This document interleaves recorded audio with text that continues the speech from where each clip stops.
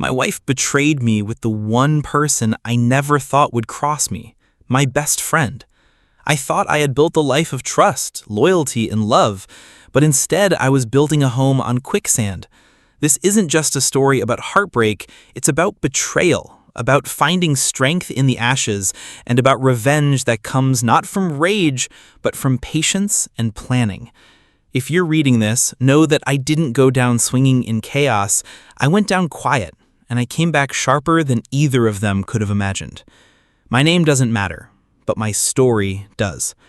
I live in the US, just a regular guy who once believed too much in the people closest to him. I married young, in my late 20s, to a woman I thought was everything I needed.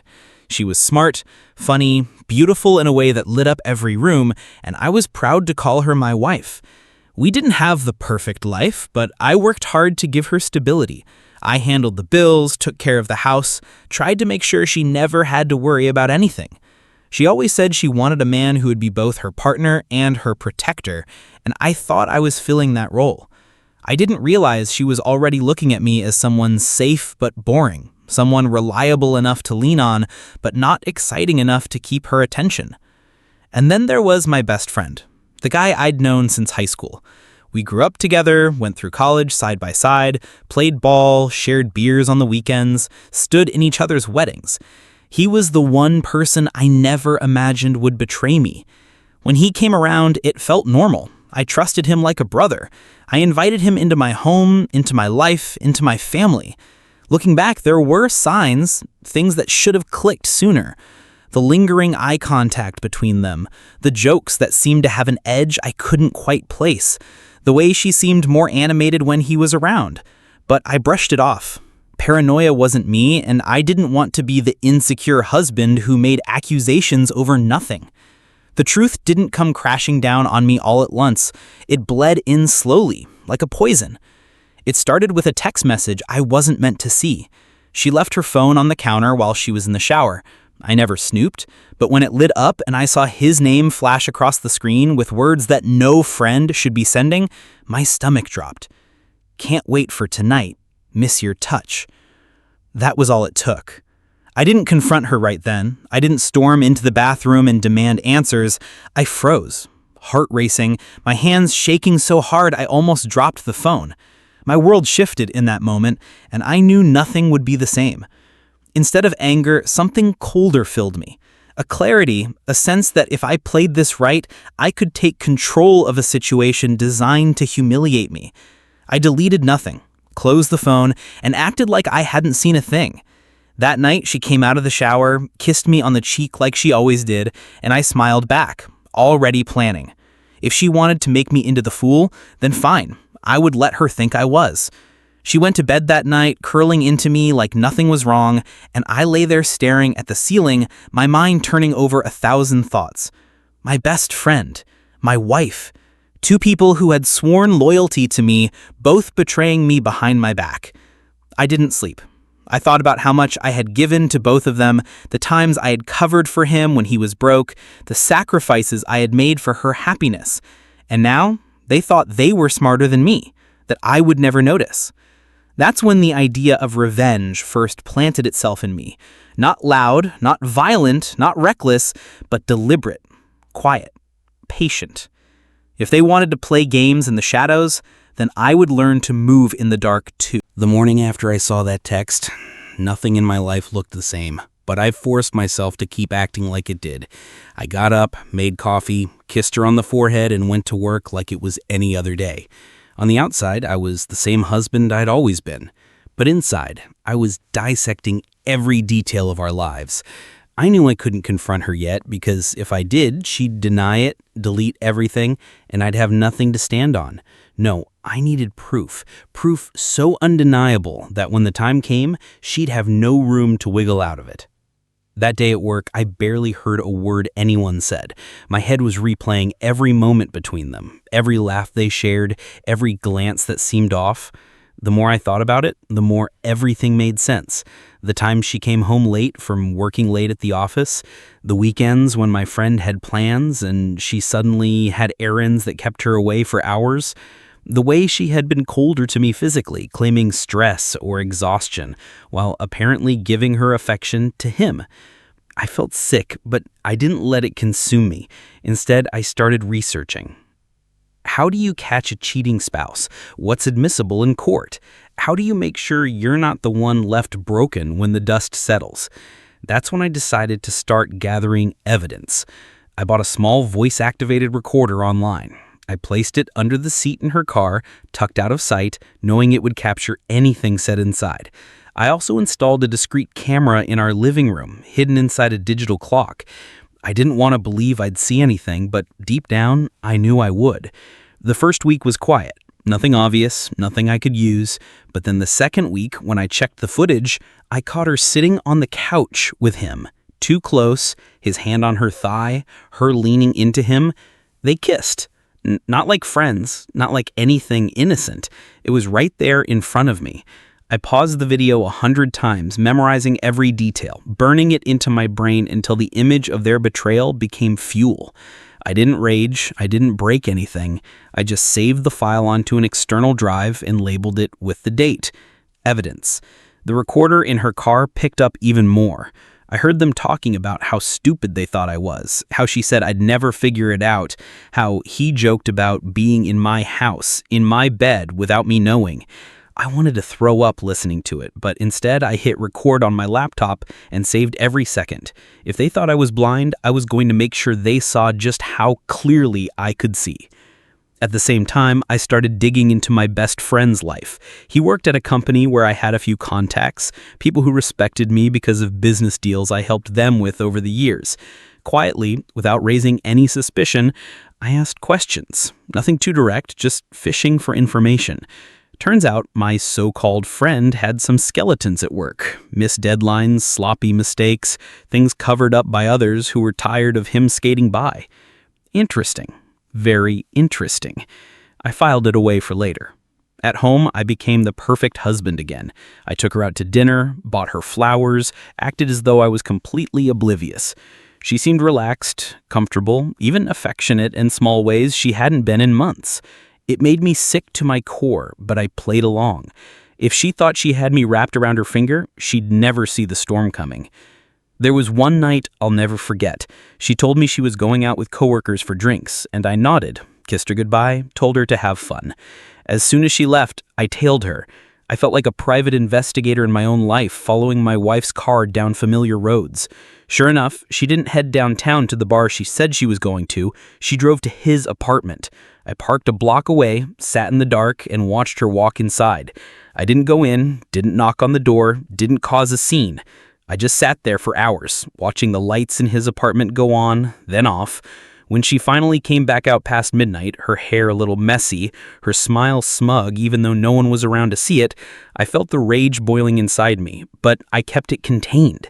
Because that night I wasn't just a husband being cheated on. I was a man building a case, stacking brick after brick of evidence until the foundation of their lies would collapse beneath them. By the time I got home, she was already in bed, pretending to be asleep. I stared at her in the dark, my chest rising and falling, and I swore to myself I wouldn't let this destroy me. If anything, it was going to define me. They thought they were clever. They thought they could humiliate me. But I was already 10 steps ahead. Once I had the evidence, it stopped being about suspicion and turned into strategy. I wasn't just some betrayed husband anymore. I was a man with a plan, and every move I made was calculated. The first step was talking to a lawyer, discreetly. I scheduled a consultation during my lunch break one afternoon and sat across from a woman who had clearly seen dozens of cases like mine. When I laid out what I had, photos, video footage, recordings, her eyebrows raised. She told me straight up that I had more than enough to file for divorce on grounds of adultery, and that it would give me a massive advantage when it came to the house, finances, and even spousal support. Hearing her say it out loud was like confirmation that I wasn't crazy, that I wasn't overreacting. I was playing this exactly right. She advised me to keep gathering, keep quiet, and let my wife dig her own grave. That became my mantra. Let her dig. At home, I was careful not to slip. I acted normal, maybe even better than normal. I cooked dinners. I asked about her day. I even initiated affection just to throw her off. The whole time she was lying through her teeth, telling me about work meetings or team outings when I already knew exactly where she was going and who she was seeing. Each lie was another nail in her coffin. Meanwhile, I tightened things on the financial side. I quietly rerouted my paycheck into a separate account she didn't know about, one the lawyer helped me set up. I stopped contributing to the joint account, just enough to pay the bills, nothing extra. She didn't notice at first, too wrapped up in her little fantasy world, but it was only a matter of time before she'd realize the safety net was being pulled out from under her. My lawyer also suggested I start documenting every expense, every text, every call, building a timeline so detailed it could bury her in court. And I did. I had a binder in my office drawer with dates, times, screenshots, and copies of everything. It wasn't just evidence anymore, it was a weapon. But I wasn't stopping there. No, I wanted him to pay too, my so-called best friend. I kept networking with his coworkers, slowly piecing together his weaknesses at work. Turns out he had a history of inappropriate comments, a few jokes that made people uncomfortable, and I knew with the right push, HR would have no choice but to investigate. I didn't move on that yet, but I kept it in my back pocket. Timing was everything, and I wasn't about to waste the opportunity by rushing. One night, I caught her texting him while she thought I was asleep. Her face was lit up by the glow of her phone, and I cracked one eye just enough to see. She was smiling, giggling silently, typing fast, deleting, then typing again. I wanted to rip the phone out of her hands, to scream at her, to throw the truth in her face right then and there. But instead, I closed my eyes, took a slow breath, and let her think she was safe. Because she wasn't. She had no idea that every secret she thought she was hiding was already sitting on a hard drive labeled freedom. A week later, I took another step. I called a realtor friend of mine and casually asked about the current market value of homes in our area. I didn't say much, just enough to get the numbers. What my wife didn't realize was that in a divorce with proven infidelity, I'd have the leverage to keep the house. She thought she was building a new life behind my back, but soon enough she'd be the one scrambling for a place to sleep. The deeper I got into this, the colder I became. I stopped thinking of her as my wife and started thinking of her as a problem to solve. Every time I saw her put on makeup for work, every time she came home smelling faintly of cologne that wasn't mine, it just sharpened my resolve. I wasn't sad anymore. I wasn't even angry in the same way. I was focused, like a soldier preparing for battle. The day finally came when I knew I had enough. I had weeks of video, hours of recordings, financial records, phone logs, and even my own first-hand observations. I sat in my office one evening, flipping through it all, and felt a strange calm settle over me. She thought she was in control, living a double life, but the truth was, I held every card. All that was left was deciding when to play them. I remember sitting at the dinner table with her that night, watching her talk about some nonsense from work, and I realized I didn't see my wife anymore. I saw a liar, a cheat, a stranger who had chosen my friend over me, and I knew she was about to lose everything. Because I wasn't just going to end the marriage, I was going to make sure she and he paid for every second they thought they were laughing behind my back. The morning I filed for divorce was strangely quiet. I had already arranged everything with my lawyer, and when I walked into that courthouse, it felt like I was stepping into the final act of a play that had been running too long. Papers signed, date set, everything in motion. My lawyer assured me that with the amount of evidence I had, the judge would have no sympathy for her. Adultery wasn't just a moral failing, it was leverage. And in the legal system, leverage is power. I walked out of the courthouse and took a deep breath, feeling lighter than I had in months.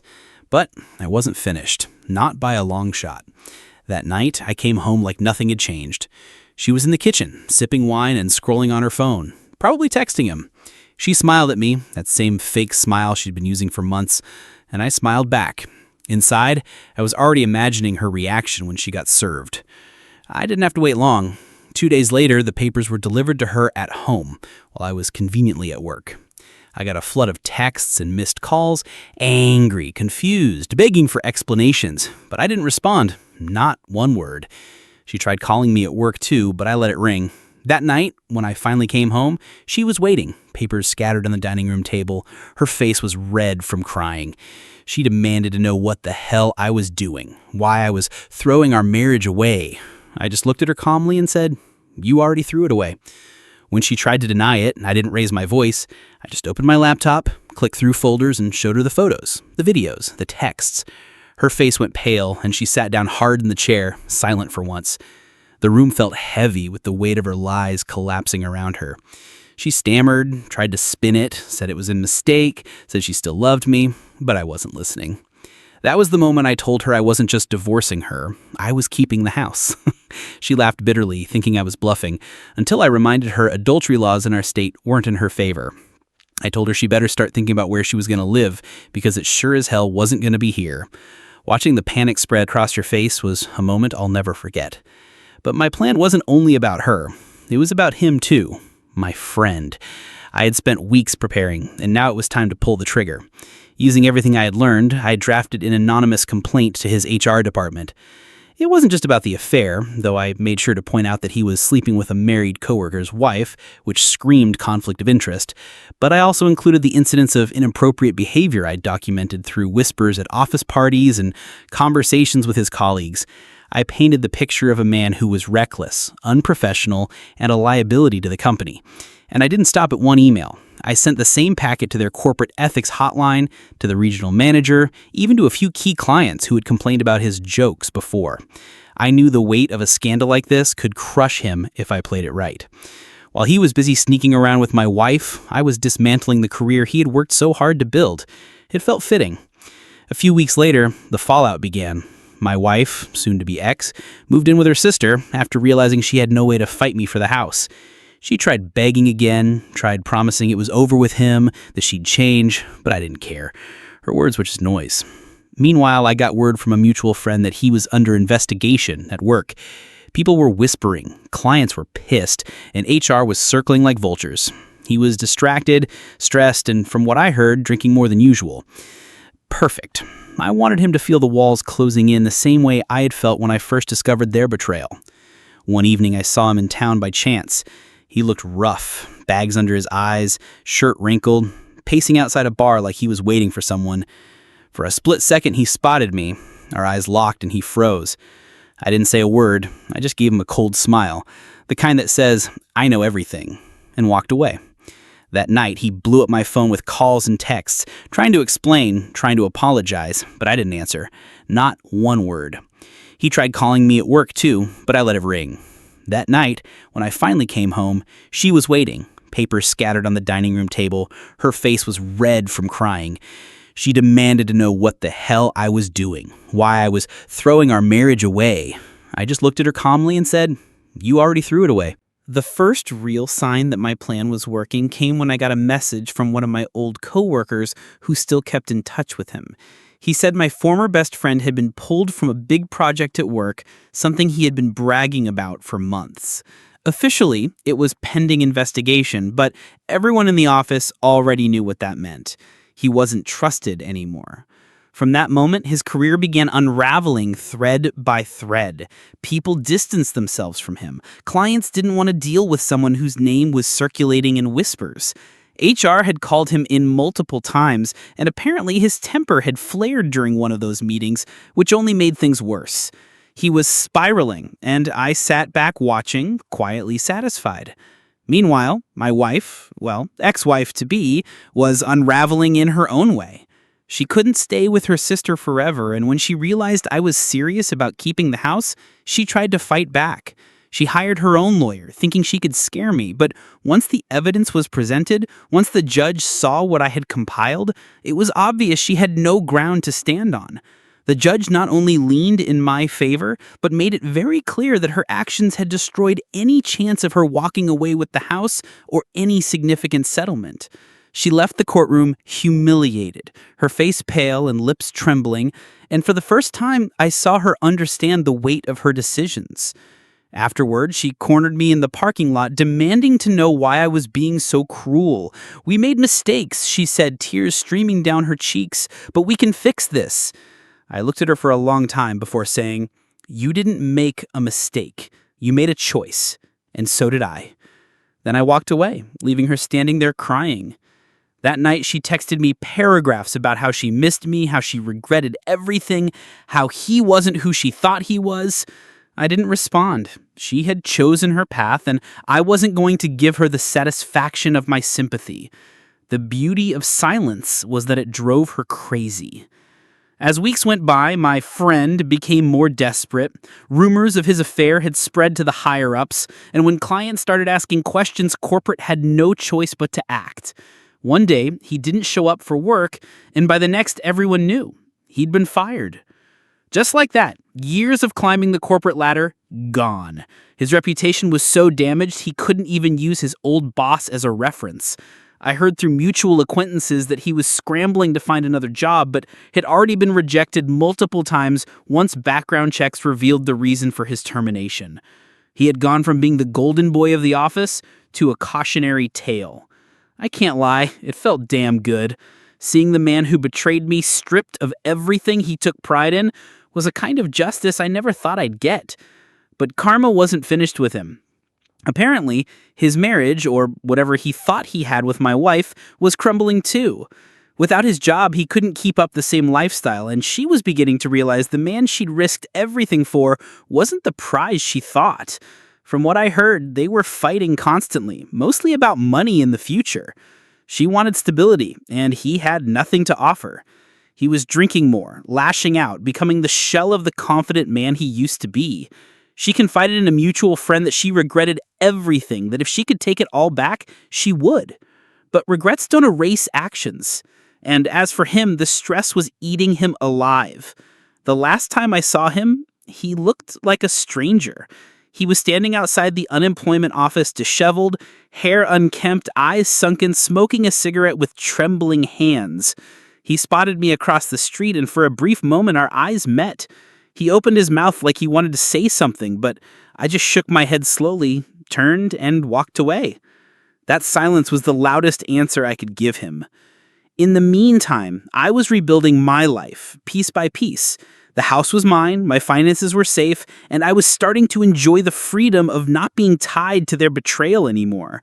Friends who would distance themselves because of the awkwardness were slowly coming back into my life once they saw how everything unfolded. People respected me for handling it with patience and precision rather than exploding in chaos. I wasn't just surviving, I was thriving.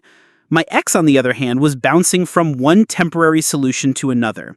Living with her sister hadn't worked out, and she was now renting a small apartment she could barely afford. She had gone from the comfort of our shared home to barely scraping by, while I slept soundly in the same bed she once betrayed me in, unbothered. Sometimes late at night I would think about the two of them, how they had thrown everything away for cheap lies and temporary thrills, and I realized something important. My revenge wasn't just about destroying them. It was about reclaiming myself, my dignity, my control. They had tried to make me feel powerless, like a fool, but in the end, I was the one standing tall, and they were the ones crumbling. The balance had shifted, and for the first time in a long time, I felt at peace. I didn't expect the ending to feel so quiet. After months of building my case, gathering evidence, outmaneuvering both of them, and watching their lives collapse in slow motion, I thought I'd feel an explosive sense of triumph. But the truth is, when the dust settled, there was only calm, a steady, unshakable calm. My divorce was finalized, and the judge granted me full ownership of the house. No alimony, no messy financial obligations, just clean separation. My ex walked out of the courthouse that day with nothing but her purse and her shame.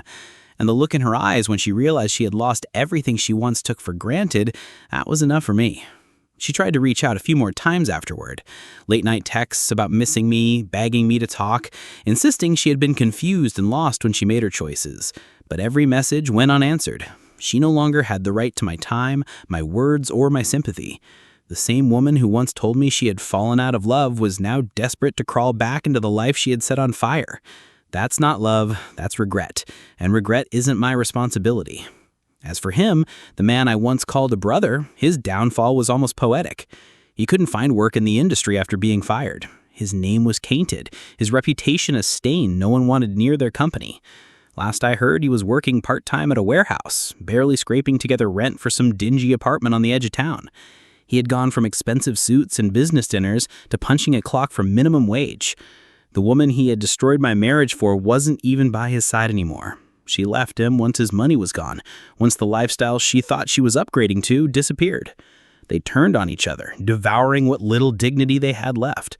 I didn't need to lift a finger after setting the wheels in motion. Their own choices ate them alive. Friends who once doubted me now saw the truth, and my reputation came out cleaner than ever.